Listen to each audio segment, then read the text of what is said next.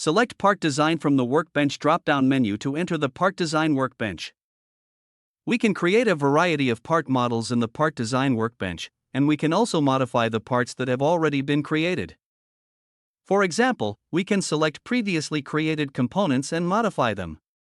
This is just a preliminary demonstration, so please just take a look and don't feel the need to follow along. When we create a body for the selected component, we can see the changes in the model's data pane. We can now choose to draw a sketch on one plane of the model. Once a sketch is created on a plane, we immediately open and enter the Sketch workbench. Within the Sketch workbench, we can draw various sketches that are needed to create or modify model parts.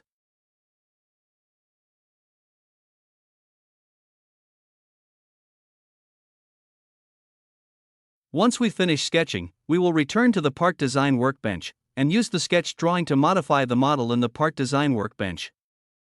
Thanks for watching.